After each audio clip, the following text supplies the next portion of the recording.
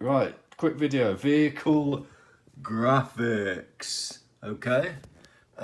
Sign writing, vehicle lettering, wrapping, whatever you want to call it. So, digital files, how do you make them? Well, most companies, I would have thought, will use something like Adobe Illustrator. Yeah, so there we go. The reason for that is because the artwork won't just be like Photoshop pixel artwork. Because it needs to be cut on the machine, so the vinyl itself, the little film vinyl, passes through what is effectively a printer but with a blade in it.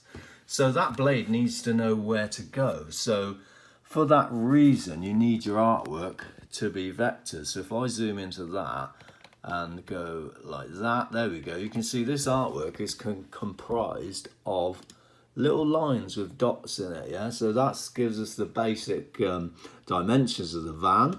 And then, there we go, I've got some text there. So that text isn't the font, that's actually an outline. That's comprised of lots and lots of little dots. And that's where the machine tells the machine where to cut. Bing, bing, bing, bing, bing. There you go, there's your little M.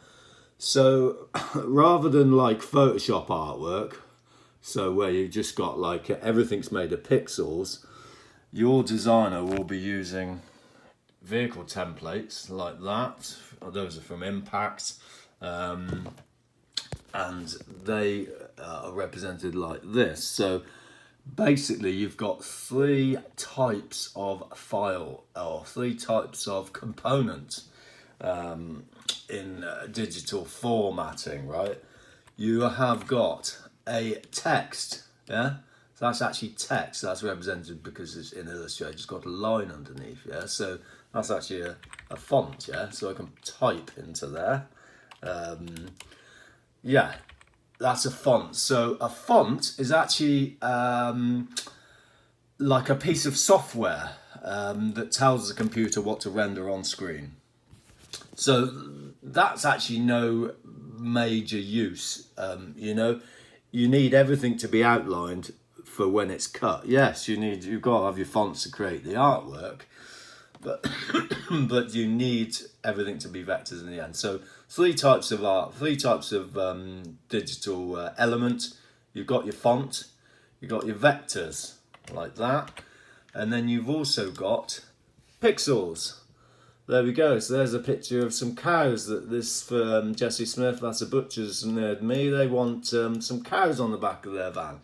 So the cow picture, yes, it is pixels, but it is presented within a vector template, so that the machine will print a cow, no problem, but the machine will also cut to the correct size.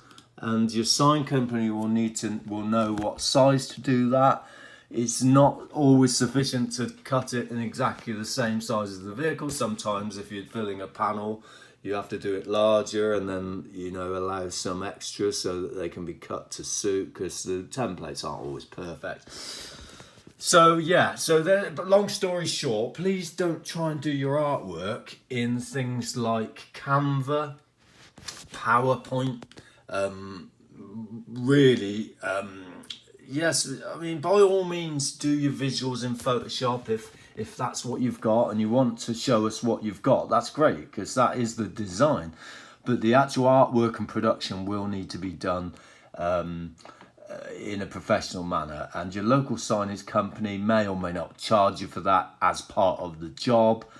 But it's absolutely vital. And the other thing is, your local sign company, like I say, they'll have the swatches, so you'll be able to say, yeah, I want that blue and that red and this, that and the other. Because obviously what you get on screen, like anything printed, what you get on screen is not what you get in the final instance. It's never exact. It doesn't matter how good your screen calibration is and your colour matching, you know, your colours are never going to match. So it's ideal to go somewhere where they've got the swatches, they've got the templates, and they can interpret your artwork.